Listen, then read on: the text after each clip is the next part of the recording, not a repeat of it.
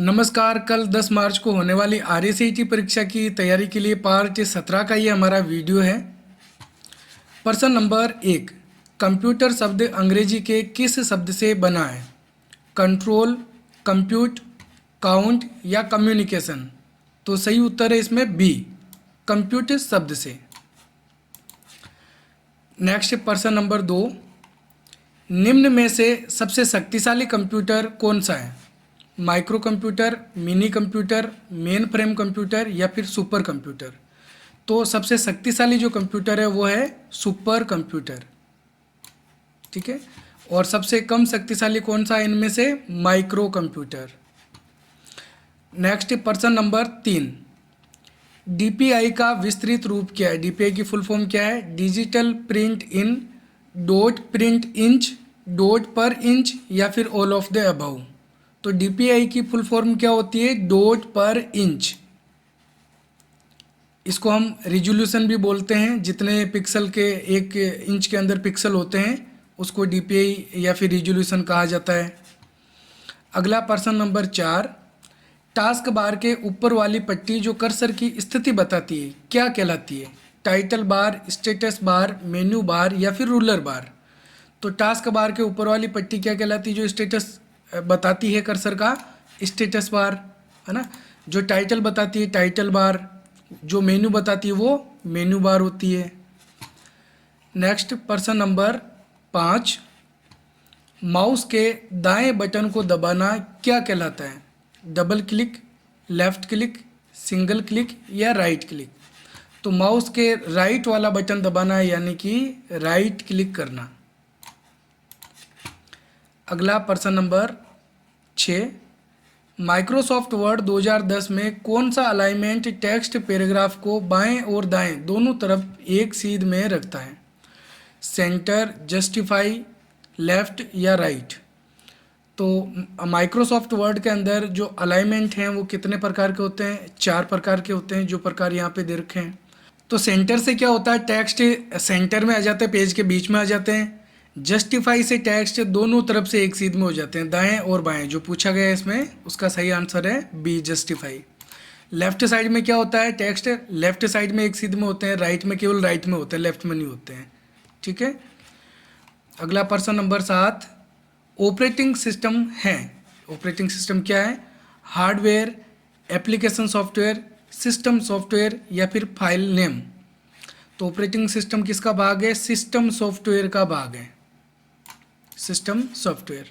Software computer में 2 प्रकार के होते हैं, एप्लीकेशन सॉफ्टवेयर और system software. Operating system system software का भाग है। नेक्स्ट प्रश्न नंबर 8, निम्न में से कौन सा उपकरण सॉफ्ट कॉपी आउटपुट प्रदान करता है? मॉनिटर, प्रिंटर, प्लॉटर या फिर कीबोर्ड? तो इसमें सही उत्तर है ए, मॉनिटर।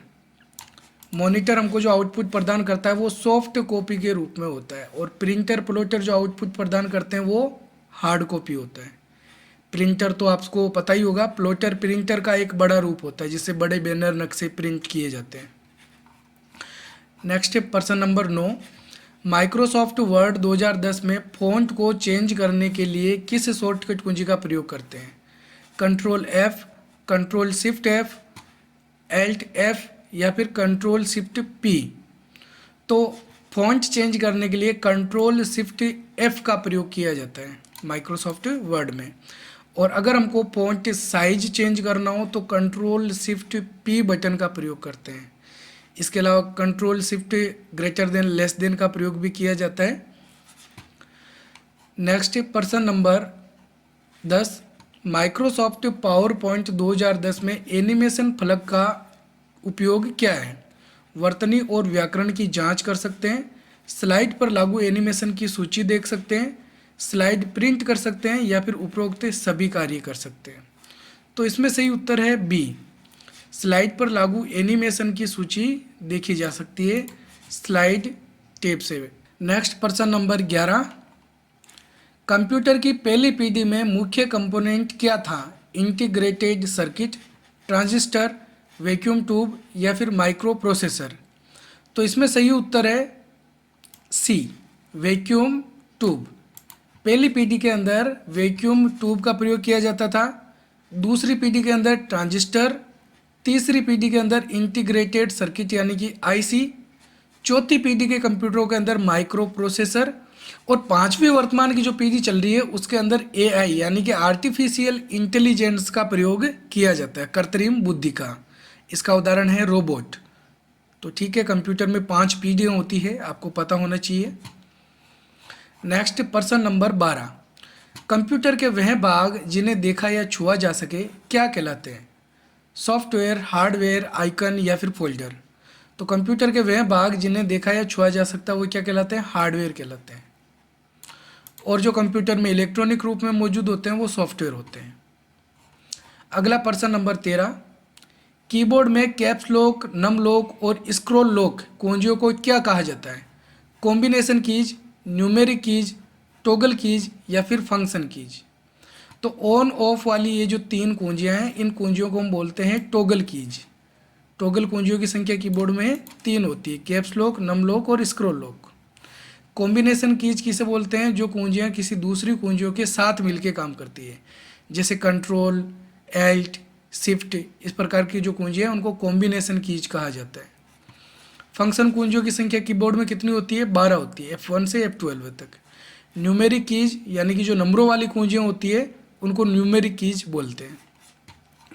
नेक्स्ट, प्रश्न नंबर 14, MS एक्सेल 2010 में इक्वल, लेफ्ट, कोष्टक, डबल यहाँ पे इन्वर्टेड कोमा लगी हुई है, RSCIT, डबल इन्वर्टेड कोमा बंद, कोमा 3 का क्या परिणाम होगा? RSCIT, RSCI, RSC या फिर CIT? तो अभी देखो इसमें फॉर्मूला फंक्शन जो यूज किया गया है, इसमें क्या पूछा गया है? लेफ्ट साइड के अक्षर चाहिए। कितने अक्षर चाहिए? 3 अक्षर चाहिए। तो लेफ्ट साइड के 3 अक्षर इसमें क्या है? RSC है ना। अगर यहाँ पे पूछा जाता है कि लेफ्ट की जगह पे यहाँ पे राइट लिखा हुआ होता है तो क्या सही आंसर होगा? CIT है ना। राइट साइड के 3 अक्षर CIT हो गए और लेफ्ट साइड के RSC हो गए, तो इसमें सही आंसर होगा C, RSC वाला। आ गया समझ में? नेक्स्ट, प्रश्न नंबर 15, ट्विटर पर कितने अक्षरों के संदेश को भेजा जा सकता है? 100, 140, 200 या फिर 500? तो ध्यान में रखना है, ट्विटर के अंदर हम केवल 140 अक्षर लिख सकते हैं, 140 अक्षरों से ज़्यादा नहीं लिख सकते हैं अगर कोई भी ट्वीट करना है, किसी को मैसेज भेजना है तो। नेक्स्ट, प्रश्न नंबर 16, डेबिट कार्ड पर CVV कितने अक्षरों के होते हैं? 3, 5, 12 या फिर 16? तो CVV जो नंबर हैं वो डेबिट कार्ड पर 3 अक्षरों के होते हैं और डेबिट कार्ड के जो नंबर हैं वो होते हैं 16 अंकों के। नेक्स्ट, प्रश्न नंबर 17, माइक्रोसॉफ्ट वर्ड 2010 में टेक्स्ट डेटा को आरोही या अवरोही क्रम में लिखने के लिए किस टूल को चुनते हैं? चेंज केस, जस्टिफाई, सॉर्ट या फिर रिप्लेस? तो इसमें सही उत्तर है सॉर्ट। सॉर्ट का मतलब होता है डेटा को क्रम से लिखना। SHORT वाला सॉर्ट नहीं है, यहाँ पे देखो H नहीं लगा है इसके बाद में, ये सिर्फ SORT वाला है, H नहीं है। तो ये चीज़ भी ध्यान में रखना, सॉर्ट दोनों को ही बोला जाता है, SHORT वो भी सॉर्ट होता है और SORT वाला ये भी सॉर्ट है, दोनों में अंतर पता होना चाहिए। चेंज केस के द्वारा छोटे ABCD के अक्षर बड़े ABCD के अक्षर जैसे लिखने चाहें लिख सकते हैं सिलेक्ट करके। जस्टिफाई के द्वारा दोनों तरफ से एक सीध में लिख सकते हैं। रिप्लेस के द्वारा किसी अक्षर की जगह पे कोई दूसरा अक्षर रखा जा सकता है। ठीक है। अगला प्रश्न नंबर 18, माइक्रोसॉफ्ट वर्ड में पेज ब्रेक के लिए किस शॉर्टकट कुंजी का प्रयोग करते हैं? Ctrl+P, control return, control back space या फिर कंट्रोल डिलीट? तो पेज ब्रेक करने के लिए कंट्रोल के साथ में रिटर्न कुंजी का प्रयोग करते हैं। आपको पता होना चाहिए कि रिटर्न कुंजी को एंटर कुंजी भी कहा जाता है। एंटर बोल सकते हैं या फिर रिटर्न बोल सकते हैं, सेम ही होता है। नेक्स्ट प्रश्न नंबर 19, निम्न में से कौन सा डिवाइस डेटा को स्टोरेज करने हेतु उपयोग किया जाता है? Hard disk drive, printer, monitor या फिर कीबोर्ड? तो डेटा किस में सेव करके रखते हैं? हार्ड डिस्क ड्राइव के अंदर सेव करके रखते हैं। नेक्स्ट प्रश्न नंबर 20, सब स्क्रिप्ट करने से क्या होता है? सिलेक्ट टेक्स्ट लाइन में नीचे लिखे जाते हैं, उसी लाइन में ऊपर लिखे जाते हैं, टेक्स्ट के बीच में लाइन खींची जाती है, टेक्स्ट को गहरा किया जाता है। तो सब स्क्रिप्ट करने से क्या होता है? टेक्स्ट को उसी लाइन में नीचे लिख सकते हैं, टेक्स्ट को उसी लाइन में नीचे लिखा जाता है। और लाइन के ऊपर लिखना हो तो सुपर स्क्रिप्ट का प्रयोग करते हैं, ठीक है। जैसे हमको कोई गात लगानी है तो उसके लिए अपन सुपर स्क्रिप्ट का प्रयोग करते हैं। तो जैसे सूत्रों के अंदर हम लिखते हैं H2O, जिसमें हमको 2 को नीचे लिखना है, उसके लिए सब स्क्रिप्ट का प्रयोग करते हैं। तो ये होता है सब स्क्रिप्ट, सुपर स्क्रिप्ट। तो ये थे हमारे आज के 20 महत्वपूर्ण प्रश्न उत्तर। उम्मीद है आपको समझ में आए होंगे। मिलेंगे एक और नई वीडियो में, तब तक के लिए जय हिंद, जय भारत।